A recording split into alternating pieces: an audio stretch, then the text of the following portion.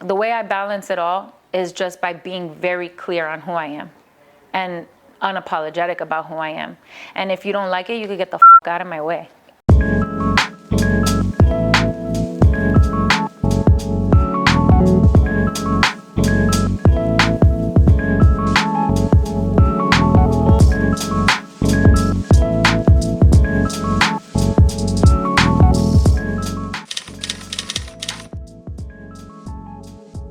Well, being a Nuyorican is like a thing. It's like a whole culture in itself. So there's a whole bunch of like Puerto Ricans that came to New York during the Great Migration, and we call ourselves Nuyorican. I mean, that was before my time, but that's the culture. And we are an infusion of, you know, we're very proud to be Puerto Rican. We try to keep the culture as preserved in New York as possible, but we are also highly impacted by New York culture as well. So it's a really dope, proud group of people. Literally everything about me is mad Puerto Rican, except the fact that our language gets watered down because we're in America.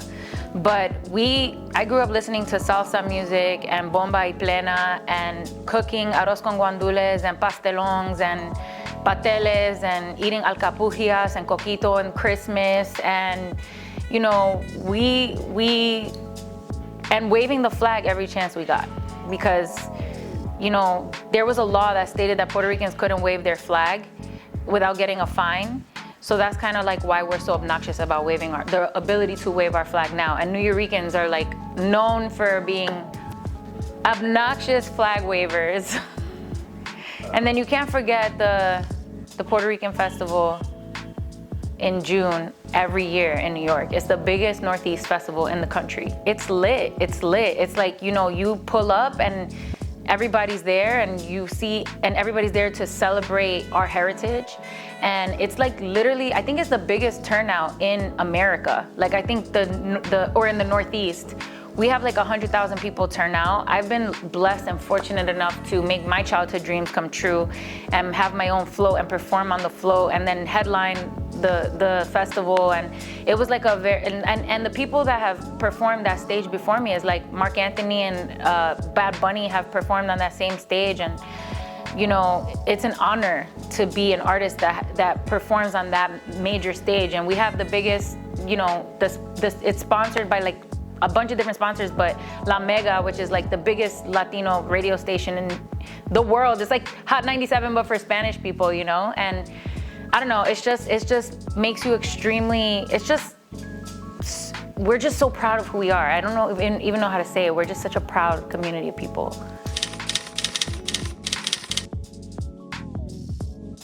I think that the Caribbean, I look at them like my cousins. So I grew, and especially growing up in New York, like Puerto Ricans and Dominicans, like we are so close knit, and Cubans too, and Haitians, and you know, the difference is basically like the history, you know, of who colonized us, how like we ended up, like the food we ended up making, you know, different cultures and different communities end up, like Jamaica has reggae, Dominican Republic has merengue and bachata and dembow, and then Puerto Rico has salsa, bomba y plena, and you know, we have reggaeton, you know, and perreo. So I just think that, like, you know, we're all very similar in that we, you know, some of us are Spanish-speaking countries. Obviously, a lot of Latin America, like we're all founded in, you know, Latin culture, whether it's Portuguese or Spanish or French or whatever. But we're family, you know, like somos unidos. Like we're family, and we just have different food and different music, and I guess just different colonizing histories. Coquito is like Puerto Rican eggnog. It's like, it's coco loco, it's condensed milk, it's Bacardi. You can put a huevo, like an egg or not. And I'm probably missing a bunch of ingredients, cinnamon.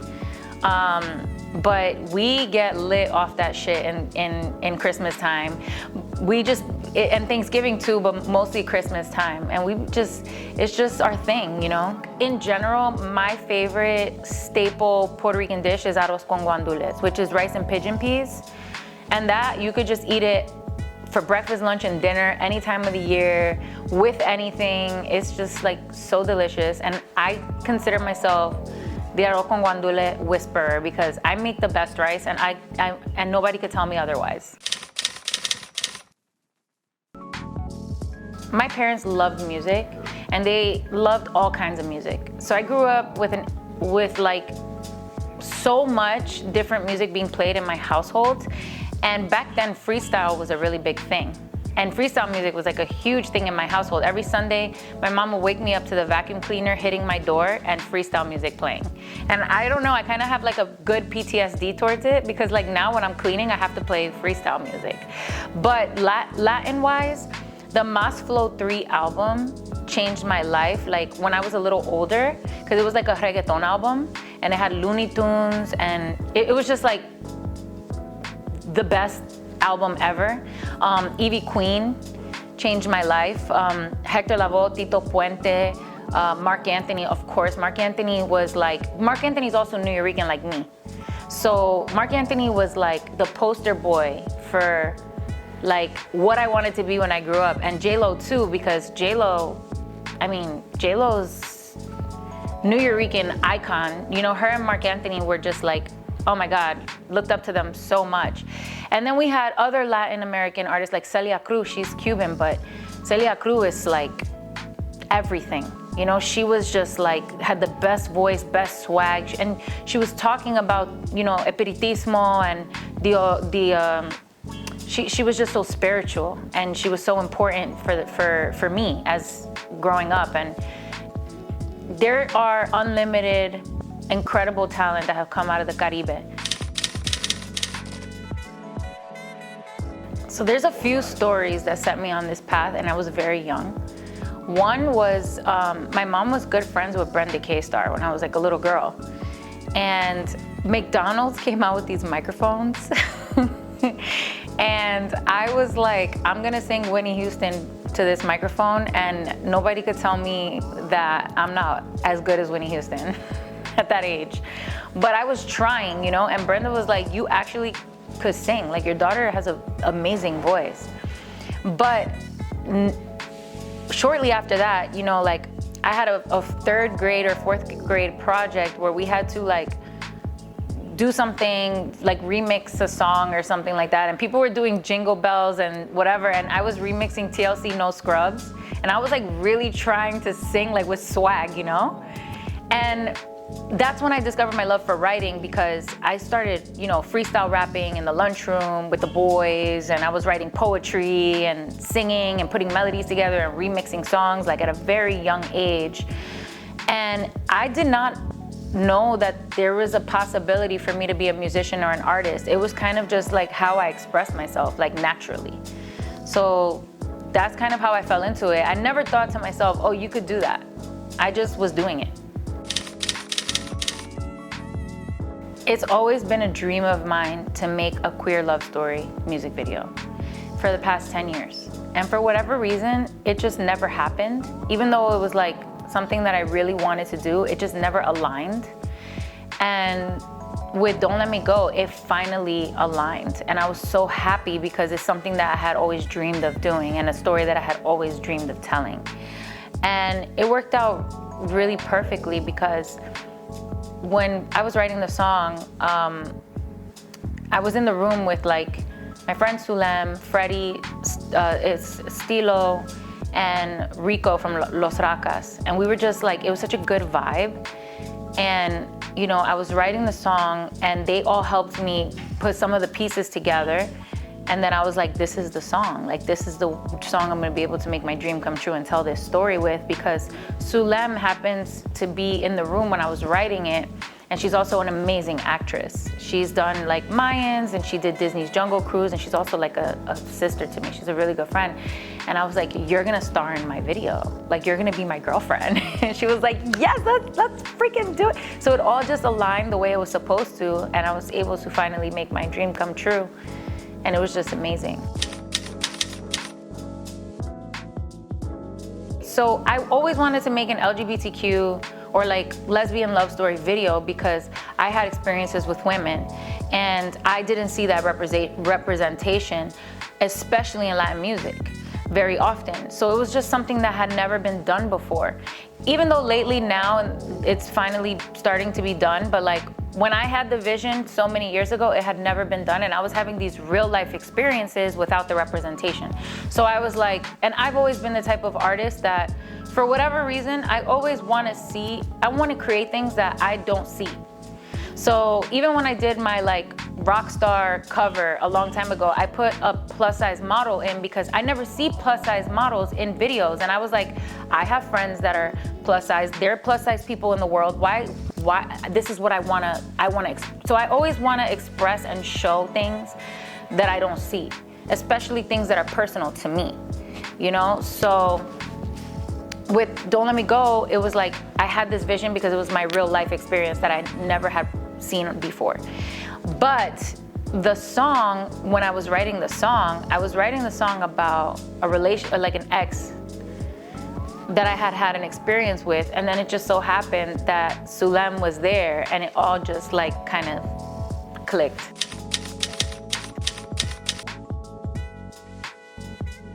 Okay, so with me, I grew up speaking Spanglish. That's a whole language that people don't account for. It's like Creole or whatever. So Spanglish is like it's like a whole other language, not Spanish and not English. Like second generation Latinos, first generation Latinos, whatever. We, third generations, like we speak Spanglish.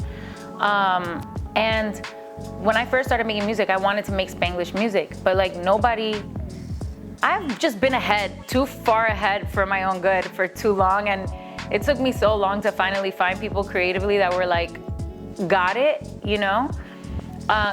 So Spanglish to me is just kind of like the conversational way that we'll speak is like, we'll switch, you know? But tus palabras son dulce, mi corazón sufre, is like your words are sweet, but my heart suffers, you know? You're my light, eres mi luz, and at the same time, you're everything dark. You know, but don't leave. You're tripping because I need to know what's going on between us. You know, tell me the truth. You don't want me anymore. Even though this love hurt us like 1,000 times, we can't separate. You know, we can't move on. Tell me the truth. You know that this thing between us isn't normal, and we don't want anybody more than each other, so let's just try, you know? So it's like the song, and then the second verse is,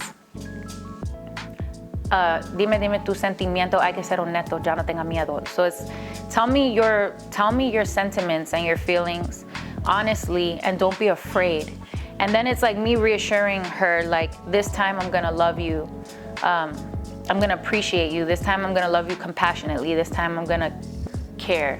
You know, like, so it's kind of like the song is about, you know, when you're in that toxic relationship, but you want to fix it, like your intentions are pure and you love this person so much, you're like, let's be on the same page and let's work together to try to fix this because we love each other. My Spanish is not great. Like, because I grew up in America and I'm a Nuyorican, some Nuyorican preserve their Spanish perfectly. Others of us, we just speak, like our parents maybe speak English too, so we speak English at home. So like a lot of us, we speak Spanglish, but it's not as fluent as like other Nuyorican. So for me, it's kind of like, because I've had so many Spanglish conversationally, when I'm in that mindset, I just write and then I want to convey what I want to convey naturally. And then most of the time with Spanglish particularly, I'll have a co-writer that's more fluent than me that corrects my grammar because my grammar is like trash. But it's still organic because I'm still telling the story. I still write my own stuff and I still tell my own. Yeah, it just comes the way it comes. Two artists come to mind. Like as a rapper, I will say El Alfa. He's a dembow artist, but he's like the Lil Wayne of rap. for like Spanish music. And it's probably way too advanced for someone who's trying to learn Spanish. But yo, he got bars on bars on bars on bars. Like this man could rap his ass off, and he's like one of the best in my opinion.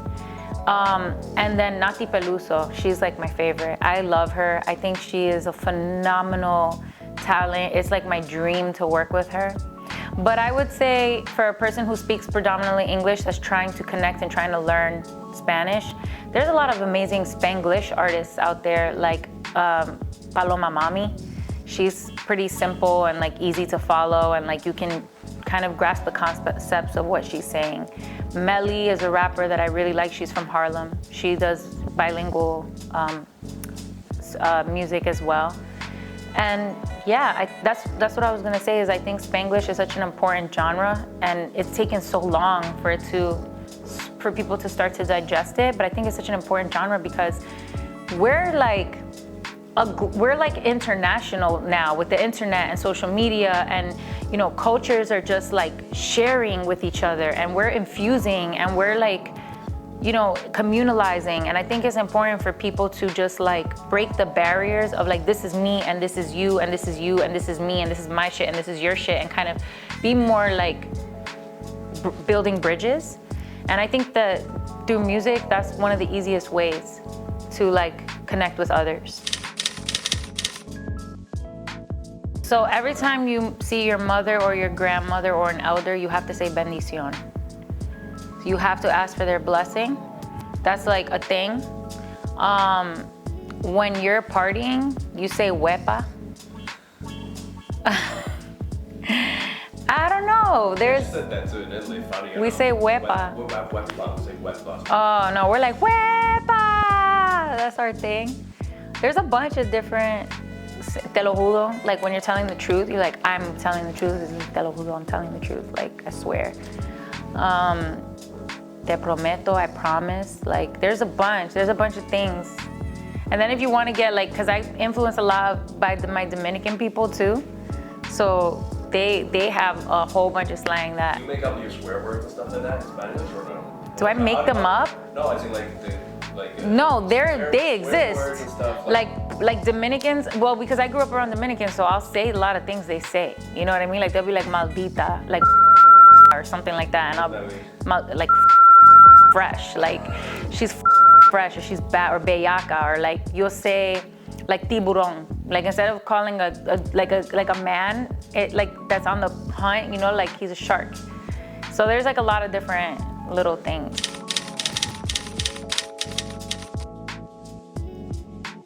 So I think that me just being me, I come from a marginalized perspective, right? Like being a woman, being a person of color, and being queer. So I already have just naturally, by me telling my story, that's my truth. I'm going to be spreading awareness. And even from my religion, you know, I come from Espiritismo, so that's also a controversial religion. So, you know, I have, you know, the religious thing is against me. The sexuality thing is against me. The gender thing is against me. And then the fact that I'm not white is against me. So me living in my truth is going to be spreading awareness about a marginalized perspective, because my perspective is a marginalized perspective. And I had to go through the whole thing of not being, because I have experienced discrimination for who I am. You know, like my mom was terrified when I told her that I liked girls. You know, she was terrified. She was like, your life's gonna be very hard. If this is what you wanna do, this is gonna be very hard, you know? And she wanted to correct my sexuality. She didn't want me to suffer, you know? But it got to the point where I knew that wasn't me. Like I couldn't oppress who I was, you know? Like I knew that I was the type of person that had to like set myself free, because I was an artist and because I was like more of a liberal thinker, a free thinker. So I moved here to California to get away from everybody so that I could be in my truth and figure out what that meant for me. And then through my art, I was able to just share that unapologetically. And I think that that is like a huge help, because representation matters. Number one, like just seeing something that makes makes you realize like I'm not alone. And also like, I also feel like, you know, I try to be like more activistic of a personality and just speak out for what I believe is right. I think that the political climate of our country is extremely polarized right now. And I think that it's something that I struggle with. I'm grateful to be in California, which is a more liberal, progressive place.